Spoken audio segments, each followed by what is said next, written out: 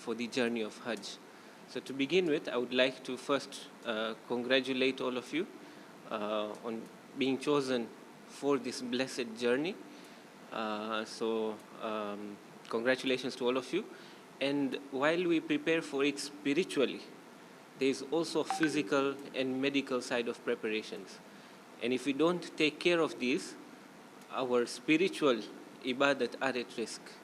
So while we are preparing spiritually and mentally to go for Hajj, it is equally important to prepare for ourselves to physically be able to attend for Hajj as well.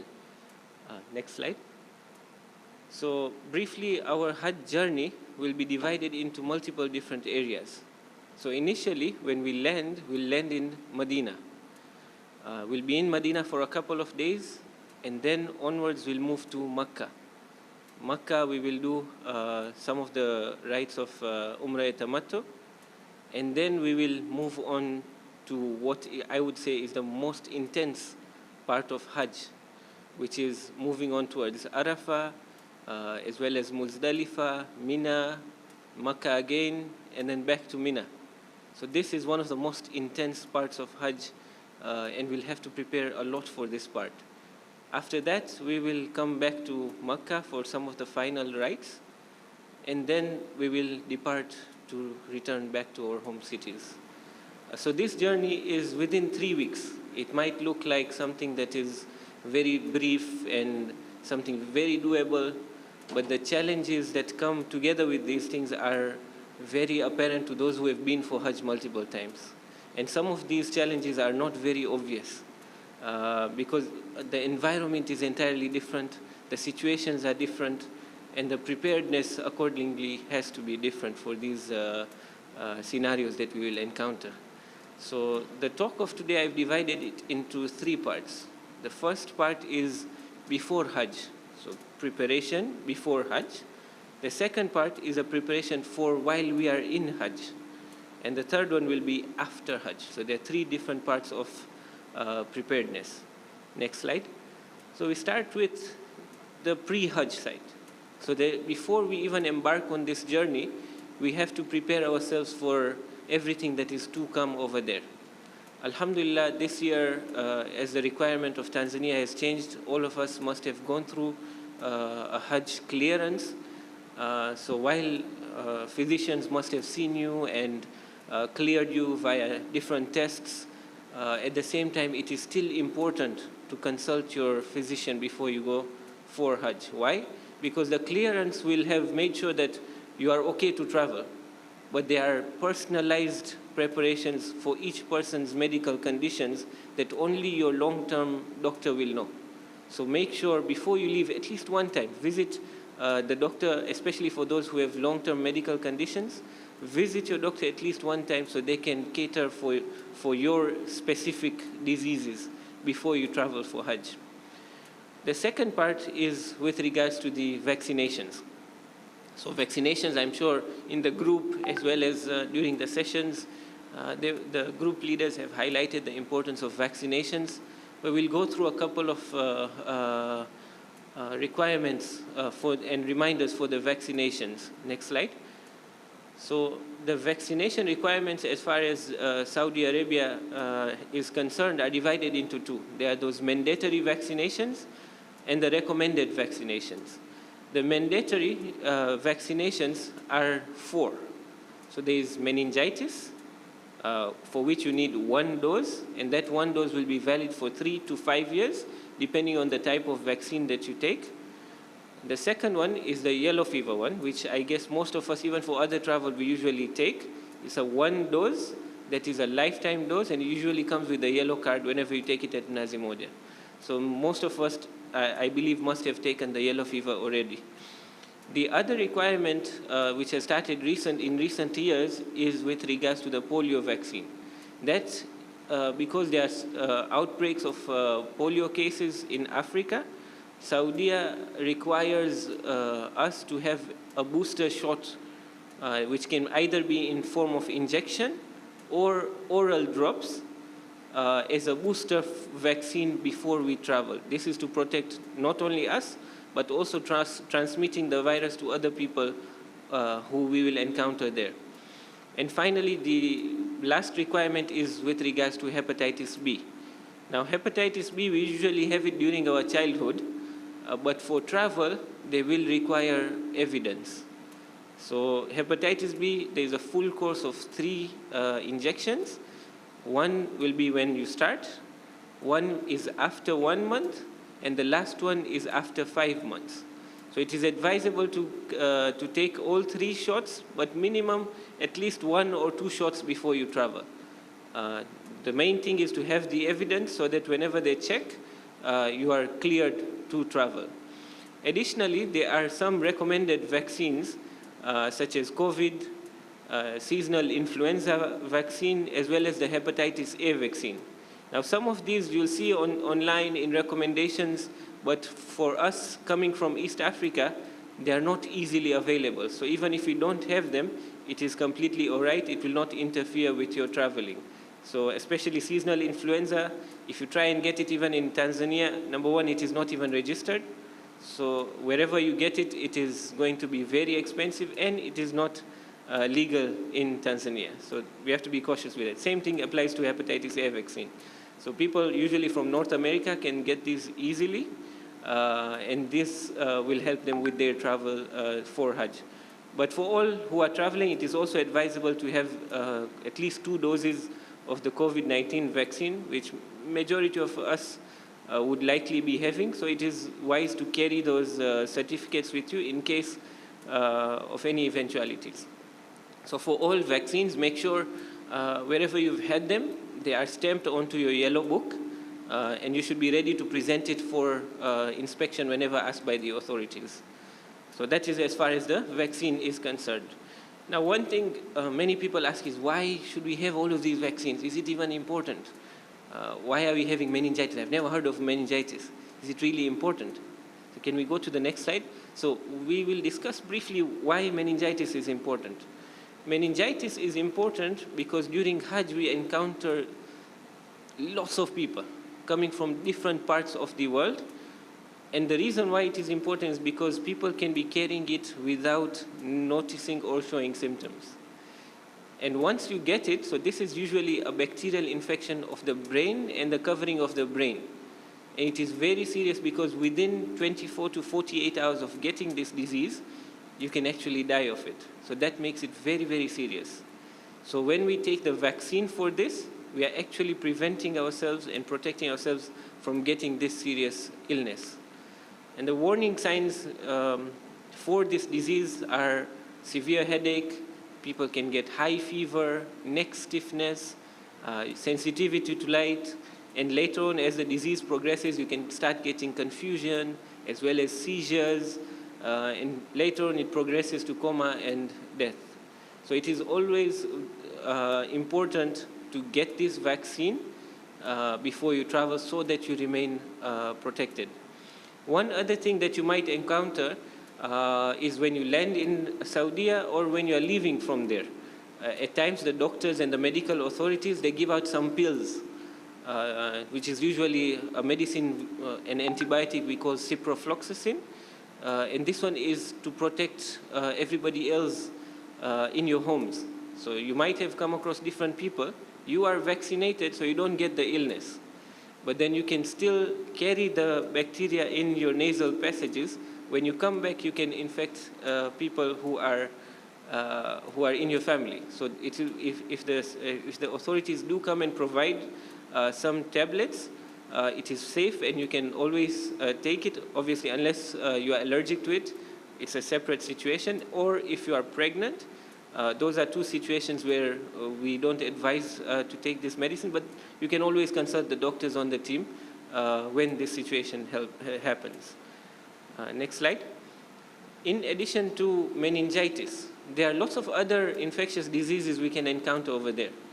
And this, most commonly, you see almost a lot of people suffering from this are the respiratory diseases. So you can have flus, colds. In some cases, it can develop up to pneumonia.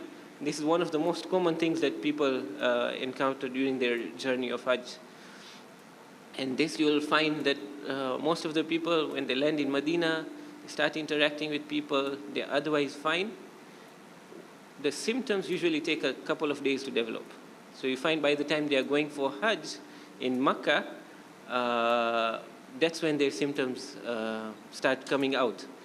So many of the people actually start falling sick in Makkah, where most of the wajibat start. So we have to be cautious, especially with hand hygiene, so that we protect ourselves from getting these viruses. The other thing is with regards to diseases of the stomach. So we have to be careful with what we eat out there, especially contaminated food. You can easily get diarrheal diseases, and that can be a nasty experience while you're trying to do your Hajj rites. The other diseases are vector-borne diseases through mosquitoes.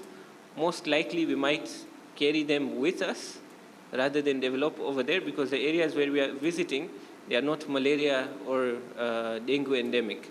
So we might actually carry these diseases from here, those who are traveling from Tanzania, and actually develop the symptoms over there. So what we usually advise people traveling from Tanzania is 24 to 48 hours before you travel, at least get a malaria check done. So in case you have developed malaria, you can start the treatment and not allow it to interfere with your Hajj journey. The other thing we encounter commonly, especially because it's quite hot over there, are skin conditions. So sunburns, at the same time, because of sharing things with others, you can get fungal infections, especially of the feet, or in some cases you can even get parasitic diseases like scabies. So for these, we usually advise not to share, especially personal items, with other people. And finally, the other diseases we encounter are things like hepatitis A and B. Now, hepatitis A is foodborne, so eating outside in unhygienic places can get you this disease. And hepatitis B is usually spread by contact, which is why we even vaccinate against this disease. Now, one might ask, why worry about hepatitis B? Well, I've never heard of it, but the reason why we say to be cautious with hepatitis B is it is highly infectious. So it can be spread from one person to the other, even from small cuts on the wound, on your hand or anywhere, which you might not notice. So that fluid that comes out from small wounds can transmit to another person and actually spread the disease. And in Hajj, during the rush, while you are doing tawaf, you will come across lots of people. You won't be able to even control. Somebody touched your shoulder, somebody pushed you. So in that situation, it becomes difficult, which is why we always advise at least 1 to 2 shots of hepatitis B vaccine so that you remain protected. Now, while we are over there, you might start showing some symptoms. Up to 1/3 of the group going develop some sort of illness while during the Hajj rites. So whenever you start showing symptoms like high fevers, severe headache, or for example, some might get disoriented, any difficulty in breathing, so any signs that are severe, always consult the doctors who are accompanying the group. Next slide. So on our Hajj checklist, we've gone through the pre-Hajj consultation as well as the vaccinations. The other thing we recommend people to have is a small personal first aid kit. Now, this doesn't need to have lots of complicated things, just a few things like band-aids or plasters, ORS sachets, Vaseline, very important for blisters, and pain relief medicines like Panadol or diclofenac gel like Volini. These usually come very handy with muscle cramps and body aches. If you are suffering from any long-time illnesses, make sure to pack your medications as well as the devices that you commonly use.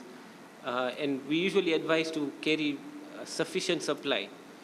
One pack in your checked-in luggage, one carry in your hand luggage, or at least a few of them carry in your hand luggage. The reason why we advise this is because at times in the airport, your luggage can go missing, or for whatever reason, you might not have access to your medicines.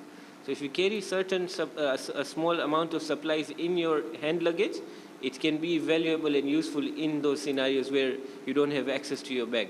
So always carry sufficient supply of your medications. Also, for those people who are diabetics, make sure you carry your sugar machines, and other supplies for that in case you need to check your sugars. So malaria precaution we discussed already. We said make sure you check for malaria 24 to 48 hours before you travel. And the other very important thing is to begin exercising from now. So many times we have many of us have a relatively sedentary lifestyle. We are not used to doing a lot of exercise, but Hajj is very physically intensive. So just to give you an example, if you do tawaf of Hajj around the Kaaba on the ground floor, the average distance you will cover in one tawaf is 1.4 kilometers. If you go to the mezzanine, that distance increases to 2 kilometers for each circumambulation. So you can see for 7 times around the Kaaba, you're doing 14 kilometers. It's a lot of distance covered. If you're not used to walking, it can be exhausting. So start practicing from now. Even if it is daily walks, whatever little you can do, it will prepare you for the journey over there. Next thing that we commonly encounter and which is very difficult to access over there is dental issues. So before you travel, get at least a basic dental checkup done. Getting hold of a dentist during Hajj time is very, very difficult. So if you have any cavities, any pending dental issues, it is advisable to get them sorted beforehand. And one final note over here is regarding controlled substances. Some of us, because of our long-term illnesses, we are on certain controlled substances. We have to be careful carrying them because these ones are not allowed during travel in certain countries, including the UAE, where we have a stopover, as well as within Saudi. So if you absolutely need them for your health conditions, make sure to carry a valid prescription as well as a medical letter from the doctor. From your long-term doctor, carry a letter as well as your prescription so that you don't face issues later on. Next slide. So that marks the end of the pre-Hajj checkups, pre-Hajj checklist. During Hajj, there are a few things that we should be careful about. And these will move on to daily things that we encounter over there. Number one is food safety. So you see these days on Instagram, there are people who talk about all the different types of food available in Medina, the different restaurants which are a must to attend, and the foods to try over there. But you have to be careful. These side quests can actually interfere with your main ibadat and your wajibat over there. So you have to be careful with what you are eating over there. So always try to eat freshly cooked meals. Avoid street food, especially the one that you are not sure of the hygiene of, and wash your hands always before eating. Next is regarding hydration. Try and stay hydrated. Take at least 3 to 4 liters of water daily, and always carry a water bottle with you. So this will help you everywhere. And what we usually advise is carry ORS packets with you. For every single day that you are there, mix 1 ORS packet in 1 liter of water and take it throughout the day. Over there, dehydration hits very quickly. You will not realize it, and you will become dehydrated, and the symptoms will show up faster than you can imagine. The other thing is to avoid icy cold drinks. It's very tempting during the heat, but that can really affect you over there. Another important thing is hand hygiene. Always try and wash hands frequently because one of the easiest ways to spread disease is via contact. So once you've touched anything, always try and wash your hands, especially before eating. The other small caution is with regards to sharps, especially for the men. When we are shaving our heads, always make sure you are using a new blade. Now, the group leaders will always try and provide for that, but at times during the shaving, the actual people who are shaving the head, always give them your supplies before they shave your head, and always avoid sharing any of the sharps, because this can spread diseases easily, and it's a big danger. In addition to all of that, the other thing is to avoid overexertion. So especially for those people who are going first time, it can be exciting, and especially for the young people. Conserve your energy. You're going there first time, you would want to do everything. You do all ibadat, the wajibat, as well as the sunnat, but be careful of the limits, of your physical limits especially. Step one, do the ibadat, and then the sunnat acts do based on how much your body allows. If you feel exhausted, take a rest, and then continue as you can tolerate. The other thing over here I would like to discuss is with regards to medication safety. So whenever you take your own medications, keep it with yourself. It is easy to try and do good. When somebody is sick, you might want to say, dawa lele, find dawa shanati, chap better thai. But that act of goodwill might cost somebody in a bad way. And a good example we give over here is, for example, penicillins.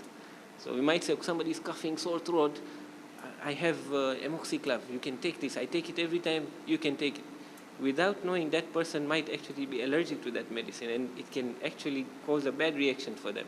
So avoid sharing medicine. If somebody is sick, the doctors are there. You can always just take a quick consultation from the doctor, get the advice before starting any medication, especially medication from somebody else. Yeah? So that's there. The next is with regards to foot care and mobility. So next slide. So foot care is very, very important, especially for those who are diabetics. So before you leave, try and pack comfortable footwear. For the men, the top part of the footwear has to be open. So try and take sandals with 2 straps, but pick something that is comfortable, because you will be walking very long distances. So avoid hard leathers or very thin flip-flops.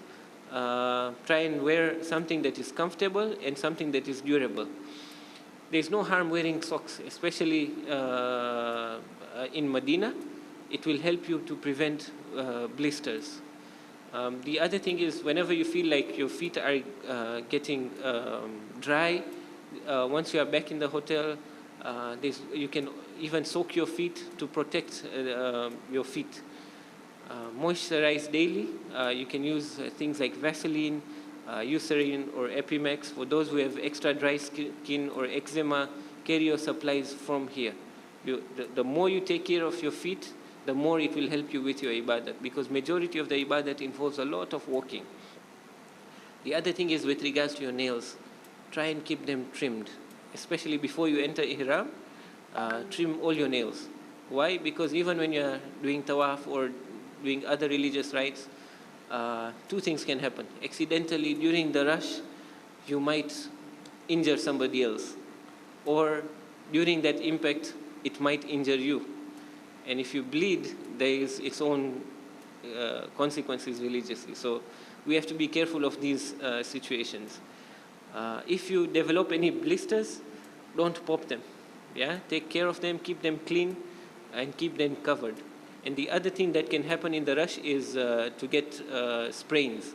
If you get an ankle sprain, the advice we usually give is to rest the foot, to raise it when you are sleeping, and to apply cold and ice compresses. So that will help you take care of your feet better while you are over there. The other part is for those people who have mobility issues. Prepare for this from now. If at all you need wheelchairs or any other assistance with mobility, inform the group leaders so they can make adequate arrangements for you over there. And for those with back problems, with spondylosis, with long-term mobility issues, take frequent breaks. It can be very intensive, but if you don't plan your breaks, you will not be able to walk for long distances. And this especially applies in that intense time, as I said, between Arafat all the way till when you are back to Makkah. So there's a lot of walking over there. Plan your rests, and you can stop when you're feeling exhausted. Staying hydrated helps your muscles, especially eating fruits like bananas can replenish electrolytes like potassium, and it can prevent muscle cramps from happening. Next slide. So this slide is one of the most important slides I can put out there. The most common thing we encounter in Hajj is heat exhaustion, and if not recognized, it can progress to heat stroke. It's the most common issue we face over there as doctors. The heat over there is intense. Alhamdulillah, as the years are moving, we are moving towards winter, but the heat is still significant. So right now, if you look at the weather forecast, you can expect temperatures between 38 all the way till 40, 43, 45 degrees over there. But that's quite hot. It's quite hot. But in addition to that, it is very dry over there. So you will lose water from your body very easily without noticing. So what we advise usually is to avoid doing tawaf at noon. You should try and do it either early morning or during late at night. When we are at Arafat and Mina, you can take rest in the tents. And especially with regards to the stoning of the Jamarat, you'll notice many times the group makes arrangements to go in the early morning. But be cautious even this, because when you are coming back, it'll be under the peak sun. So always carry your electrolytes and your ORS with you. Hydrate, hydrate, hydrate. I can't stress this enough. So as I've put it on the slide, you'll see over there. Water, shade, water, shade, water, shade. Repeat this as much as you can, because this will save you more than anything else, right? So try and drink water at least every 15 to 20 minutes. Avoid sugary drinks and sodas. ORS is preferred instead of that. And as I said, try and replenish electrolytes through fruits such as bananas and oranges. A good item that comes in handy is sprays. So if you carry spray with you, during the heat, you can actually spray water on your face or on your neck area, and that can allow you to cool down much quicker. When you are packing for Hajj, pack light and loose clothing. Don't carry very heavy shirts or very heavy clothing. And for men, after Ihram, you can, or even while you're in Medina, there's no harm using a cap. Protect yourself from the heat of the sun. And for the ladies, you can always use an umbrella to shade yourself, right? Whenever you develop any warning signs like dizziness, so one thing is always listen to your body. You feel thirsty, start drinking. You feel any dizziness, rest. You feel tired, muscle cramps, rest. Learn to listen to your body before your body forces you to rest. Yeah, so that will help you a lot with regards to your preparations. Next slide. So some of us, while we are traveling, we might have other pre-existing medical conditions. We have to prepare for this. So one thing, as I said, you have to sit with your doctors. Your doctor will give you personalized advice before you travel. But as a general, I've put up a couple of diseases for which we have to be careful over there. For those who are diabetics, monitor your sugars closely. Make sure you are eating regularly, because you can get hypoglycemic, your sugars can drop, and that can be a quite uncomfortable experience over there. For diabetics especially, inspect your feet daily. Take care of your feet extra. You don't want to get blisters and infections of the feet over there. Diabetics should also carry snacks because at times your sugar can drop without you noticing. So even dates or chocolates can come in handy in those scenarios. For people who have heart conditions or high blood pressure, make sure you carry your medicines with you everywhere, especially pack for the Arafat onwards journey. Try and target to have low fat and low salt diet, and perform rituals in a group. Why do we advise that? Is because at times you can get health emergencies without noticing. If you are in a group, if you are with your people, they can help you in these scenarios. Another main important note over here is if you develop any sort of chest pain that is severe, don't ignore it. Contact the medical team at any time. We'll be there to help you. For those people with asthma or respiratory issues, what you can try and do is use your inhalers, especially if you're using Astaline or salbutamol. Take it around 15 minutes before going for tawaf. It can help you with the intense exercise that you will be following after. Carry your reliever inhaler with you at any given time. And if you are excessively affected by dust or pollutants, you can wear masks to protect yourself. Avoid areas with smoke, perfume, strong scents. This will obviously come even on the religious side. For people with arthritis or joint problems, there is no harm using medical aids for walking. What I mean by this is many times when we go for Hajj, we can get this idea, let me try and do whatever I can with my body. Remember, it is not a sin to have an illness. If your knees need support, you can take it. So there are additional chairs available both in Medina and Mecca. There are designated spots the volunteers will show you. You can always use them and carry them to help you with your ibadat. And if you need wheelchairs, those are also easily accessible. You can contact the group leaders and they will arrange those for you accordingly. For those who are traveling from Africa, as we said, get tested for malaria at least 24 to 48 hours before travel. Whenever you get high fever, always be sure to notify the doctors. Why do we say this? Is because many times you can get a high fever, you start exhibiting signs of malaria, and you start self-treating it as other conditions. The doctors who are coming with the group, we've carried tests to check for malaria and dengue. If you get any of these signs, notify the doctors early. Don't self-medicate without informing the doctors, because you could be carrying malaria, and by the time you actually notice it, it's already become complicated. So we had an unfortunate incident a couple of years ago where one of the Hujjaj traveling with the group actually passed away because of this. So be extra careful whenever you start getting high fevers. Again, for people with multiple diseases and complicated diseases, always carry a letter from your doctor explaining those. In any situations that can happen over there, at least that will help inform the doctors to be able to help you while you're over there. So that is the main thing with regards to managing pre-existing conditions. Next slide. So a brief note for the sisters who are joining for Hajj. Many times, many of the sisters choose to delay menses with medications. We always advise before you travel, at least consult your gynecologist once. And don't try to self-medicate for this. Many times within the group you see people advising, take Primolut N, or take norethistérone, or take this type of contraceptive. Every person has their own individual risk factors, their own diseases, their own do's and don'ts for their body. So it's always wise to consult your doctor before you take any medicine, and try and carry at least enough personal hygiene supplies with you.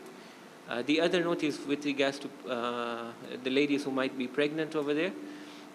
Carry your obstetric report, including any ultrasound or any other blood work that you have done. Avoid prolonged immobility, because that can be a risk for developing clots in your legs. Walk gently, don't overexert yourself, and stay hydrated. And if anything happens, remember, you can contact the doctors with the group, and the Saudi hospitals are also very well equipped to handle any emergencies that might happen. Next slide. So another note on personal hygiene. We covered this quite with the other slides as well. So make sure you're hand washing regularly, don't share your medicines, be cautious in crowded areas. In the previous years, at times, stampedes have happened. So when there is excessive crowding, try and stay on the outer sides of it, because when stampedes happen, the middle areas are the ones affected most. And be respectful of others as a general rule. Don't push others. Yes, we want to all touch the Kaaba, we all want to do our ibadat, but we should do them respectful of other people. So try and approach all of this gently. If we all do approach gently, I'm sure Hajj would have been a much different experience for all of us. So that is one thing that is there. The other thing is regarding mental well-being. So Hajj can be quite physically as well as emotionally draining. Some people can start feeling homesick while they are over there. So if you notice any of these, contact the group leaders or your fellow Hujjaj, and we can support each other accordingly. Next slide. So in addition to all of that, many of us start falling sick after Hajj. So we can fall sick over there, but we can also start falling sick after Hajj. So one common thing that many people get after Hajj is a dry cough.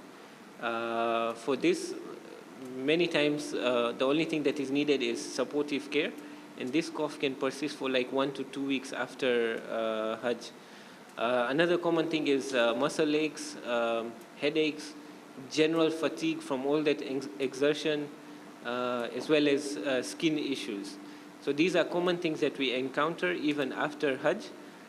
For anything that is severe, you can always contact your doctor once you are back.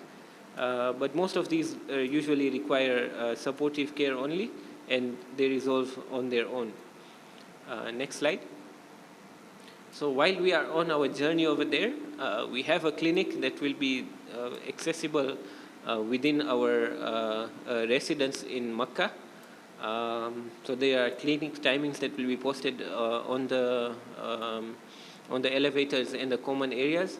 If anything happens at any given time, you can always come to the clinic. And even for those timings which are not part of the clinic timings, you can always contact the doctors whose numbers will be made available to all of you. A quick note with regards to accessing the clinic.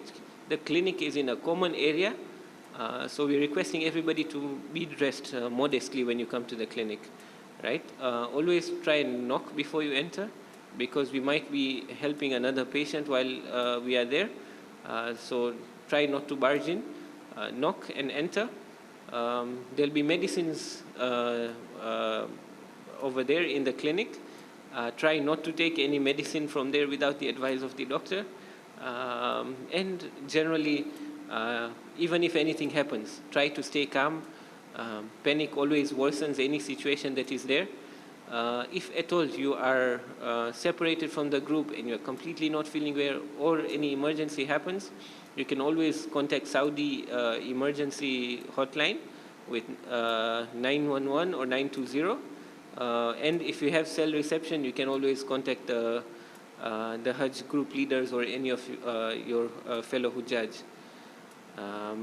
So that is pretty much it from the medical side. Next slide. So as a final note, always remember good health ensures a good Hajj. Plan for your ibadat with purpose, and your health is an amanat on you. So always take good care of it. So protect it so you can fulfill every act of worship with full mental and physical presence, inshallah. So we pray to Allah to help us carry out our Hajj to the best of our abilities, and for Him to accept it from us, inshallah.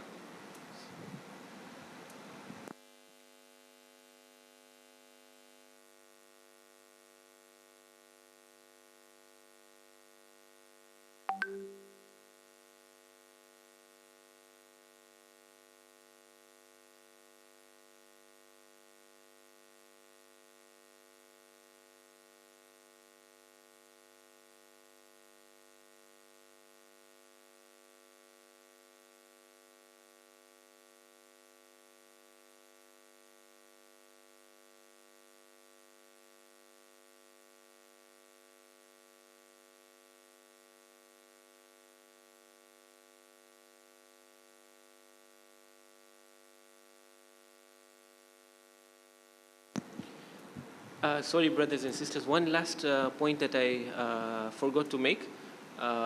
One important thing that helps us during our travel is getting a travel insurance. So for any of us who've not had a travel insurance, get one. You can easily get it from any travel agent, or even they're the insurance agencies who provide travel insurance. One of the community members, Impex Insurance, also provides it, so you can get it from any of these places. This helps in case, for example, of any situation. Your bag gets lost, you get any medical emergency, any travel issues. It covers for all incidents. So it is one thing that is helpful in multiple scenarios. So always get one before we start our Hajj journey, inshallah.